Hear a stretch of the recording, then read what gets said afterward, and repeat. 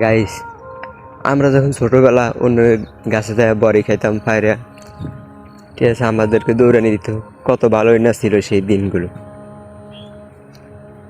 আজ সময়ের সাথে সাথে হয়ে গেলাম বড়, ফ্যামিলির টেনশন এখন সবসময় মাথায় ঘুরে। তো মূলত কথা হলো যে আমরা ছোটবেলায় আগে বড় চুরি টুরি করে খাইতাম মানুষের কাছের থেকে। আমগো কাছের থেকে ছোট ছোট বাচ্চারা বড় চুরি করে, ঠিক আছে।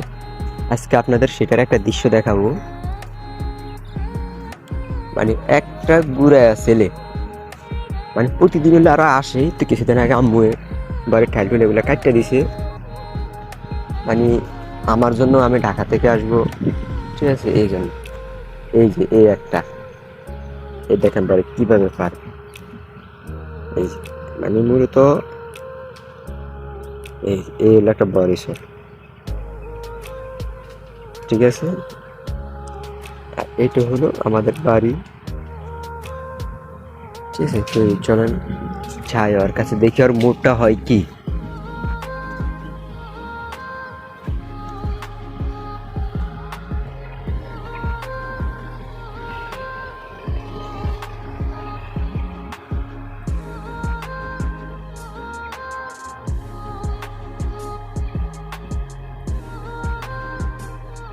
এখনো কিছু বলি নাই।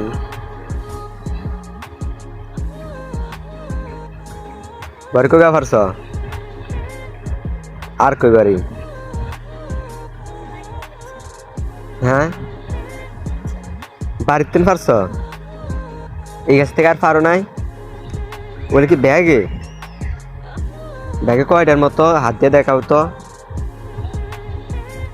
এদিকে আসো, কিছু করবো না ভাই, কিছু করবো না, সমস্যা নাই, খাও। বড়ি খাইবে না, খাইবে কি, কিছু করবো না। দেখি গাইস বড়ি কোন পর্যন্ত আছে গাছে। হ্যাঁ, আপনার দেখতে আর মুজও আছে।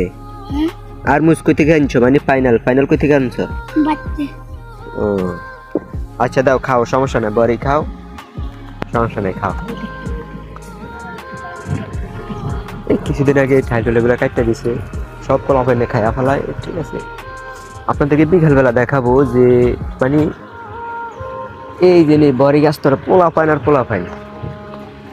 বরের সাথে সাথে কাছে নারকেল গুলো থাকে না, নারকেল গুলাতে ছোট ছোট বাচ্চারা খায় না, ঠিক আছে।